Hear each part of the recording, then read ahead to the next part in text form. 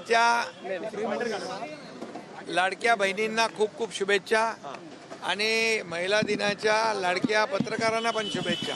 पण महिला आहेत ना आपल्या लाडक्या बहिणी, लाडक्या सर्व पत्रकार लाडक्या बहिणींना पण शुभेच्छा आणि तुम्हाला पण शुभेच्छा। खरं म्हणजे आज महिला दिनाच्या जागतिक महिला दिनाचा कार्यक्रम सगळीकडे आपण साजरा करतोय।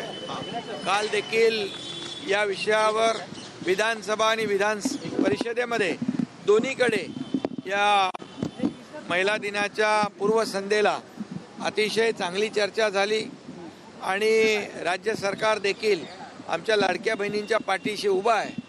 2 इन्स्टॉलमेंट पण त्यांच्या खात्यामध्ये जमा केले, म्हणजे या महिला दिनाचं औचित्य साधून। त्यामुळे राज्य सरकार हे सर्वसामान्यांचं सरकार म्हणून काम करत आहे। त्यामध्ये आमच्या लाडक्या बहिणींना खूप प्राधान्य आम्ही दिले। मुख्यमंत्री लाडकी बहीण योजना आम्ही केली, लेक लाडकी लखपती योजना केली। त्याचबरोबर महिलांना बचत गटाच्या माध्यमातून 15,000 ते 30,000 रिव्हॉल्विंग फंड आपण दिला। ST मध्ये 50% बसमध्ये सवलत आपण दिली। त्याचबरोबर अनेक योजना ज्या आहेत, मुलींना उच्च शिक्षणामध्ये 100% फीमध्ये आपण सवलत दिली। आदरणीय प्रधानमंत्री महोदयांनी देखील महिलांसाठी बेटी बचाव बेटी पढाओ बेटी पढाओ अशा प्रकारच्या योजना सुरू केल्या, जनधन योजना सुरू केल्या, उज्ज्वला योजना सुरू केल्या। म्हणजे राज्य सरकार आणि केंद्र सरकार मिळून या आमच्या लाडक्या बहिणींचा सन्मान करण्यासाठी, त्यांना आत्मनिर्भर करण्यासाठी आणि त्यांना आत्मसन्मान मिळवून देण्यासाठी विविध योजना या ठिकाणी करत आहे। आणि म्हणून कालच्या बैठकीमध्ये, कालच्या चर्चेमध्ये विधानसभा आणि विधान परिषदेमध्ये लाडकी बहीण योजनेबरोबर सुरक्षित लाडकी बहीण देखील असली पाहिजे आणि त्यासाठी देखील सरकारच्या माध्यमातून एक सुरक्षा ॲप देखील करण्याचा एक निर्णय झाला आहे।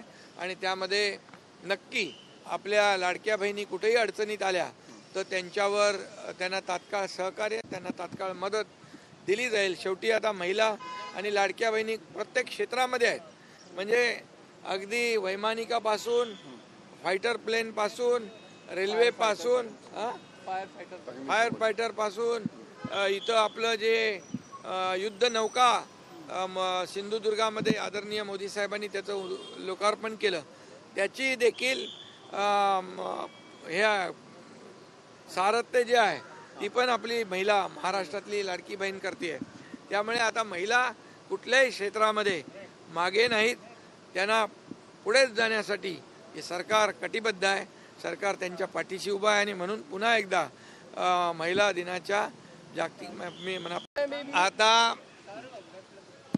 आपली जी महिलांसाठी सार्वजनिक स्वच्छतागृह असतात ती स्वच्छ असली पाहिजे, नीट नेटकी असली पाहिजे।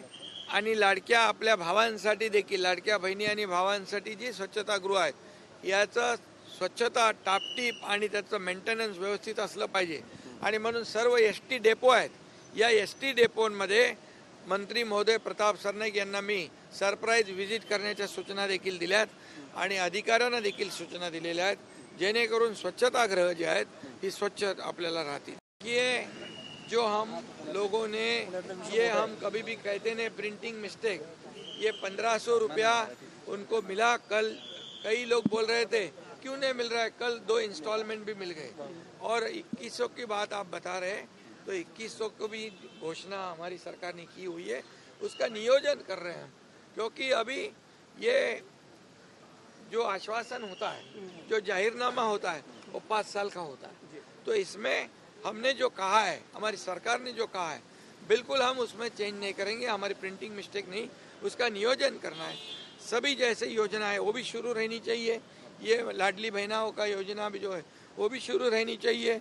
डेवलपमेंट भी होना चाहिए, इंफ्रास्ट्रक्चर का भी काम शुरू रहना चाहिए, जो कमिटेड एक्सपेंडिचर है वो भी शुरू रहना चाहिए। इसलिए सरकार पूरी तरह उसके ऊपर काम कर